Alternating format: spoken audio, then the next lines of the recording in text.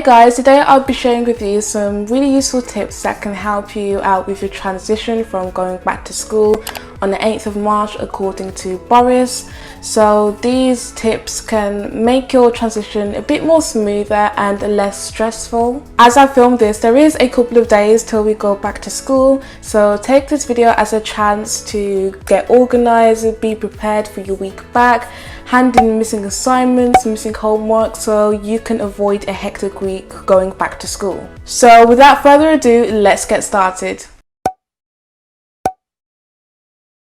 So when you go back to school, it is likely that teachers are going to test you on all the content you've been learning throughout online school, and it's likely that they're not really going to go over content again. Maybe not, but you should have been attending all of your lessons to be able to have gone through that content, so there really is a need to go through it again. So having had weeks of online lesson, it's important to track what you have learned, because it's so easy to forget everything you've learned throughout this long period of time in lockdown doing online lessons. So this is what I was able to come up with. So this is what I made on Notion. It's not complete yet, but basically what I have done, I have tracked my lessons using this little template here. So here I just have the class and the teachers, because I have 2 teachers for each subject, and then have an area where I can link all the resources my teacher hands out in lessons. So these are the PowerPoints or just other extra resources, and then I have the date and when we had the actual lesson, and of course I just have the title of the lesson. So if I open up one over here, so this is how this page looks like. So there I just have the tags, the lesson, teacher, and then I have the materials. I really like this. This is my favorite feature. So I have links to some YouTube videos that explain the topic, as well as a PowerPoint and some other things. So here I just wrote some extra notes. I find this pretty easy to do, and here I just scanned in using my iPhone. I just scanned in some of the textbook and I just put it over there. So this is what it looks like, and this is how I'm able to track all of my lessons. I do it for both biology and chemistry, and so far it's a really good tool. So this is what I do to track my lessons. So this stops you from being overwhelmed, as you don't need to store all of this information in your head. You have a visual representation of what you have learned throughout the weeks. If you're new here, hi, I make videos based on studying, productivity and student lifestyle. If you enjoyed that sort of content, then go ahead, hit that subscribe button and stick around for weekly uploads. During lockdown, it was so easy to feel lazy and unproductive.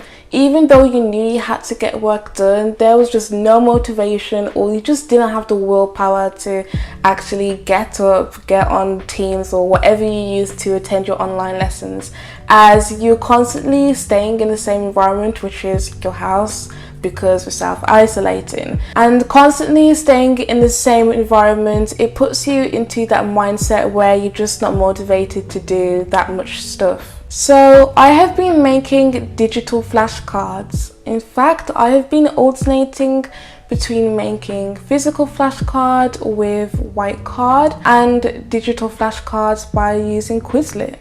But I have been more drawn to using Quizlet and using the already made flashcards. So on the platform there are other people who have made flashcards, so it's less time consuming as you don't have to make them yourself, and I found it much more easier, especially with doing A-level chemistry and biology. There is just too much information and definitions you need to know for me to handwrite them out. It's time consuming, like I said. So I just thought using digital flashcards was much more easier. If you're using Quizlet and want to go through some already made flashcards on the app, then make sure you type in your exam board in the search box, as well as the topic you're looking for, and if you're doing GCSEs or A-levels. This is really important, especially with A-levels, as to get top marks, you pretty much have to say exactly what the mark scheme says or what is on the specification. And with different examples, they have different definitions for things, even if it was the same subject. An example in A-level chemistry, there is a topic called Intermolecular Forces. So the OCR board states London dispersion forces. This is just a type of force. Whereas the AQA board states van der Waal forces. So these are the exact same things, but each exam board has it named differently. But correct me if I'm wrong. So if you were to revise the wrong exam board whilst using these Quizlet flashcards, you might lose a mark, only if there are certain exceptions. However, it is safe to stay on the safe side. Whenever you return back to an environment, you must always prepare. If you have any homework or missed assignments, you just want to get that done and out of the way. You do not want this work to drag into your first week of school. It's just going to be super stressful. So to do this, I'd sit down and get missing work done in the time of day you are most productive at. And for me personally, it is the morning, as if I'm able to get work done earlier on in the day, I have the whole day to myself and it's such a good feeling. And if you don't know what work you have missing, then email your teacher, ask, have I done this work, have I done this assignment?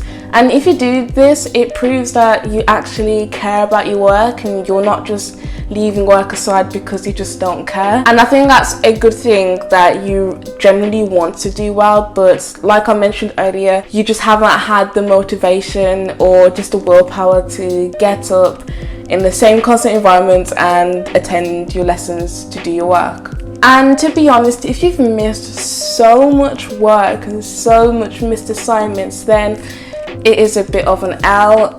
But you do have two options. You can either have a hectic week now and get all your work done right now this week as you watch this video, or you can not do any work and do all your missing work from online school. Do that next week on top of work you're going to be given on that first week of school.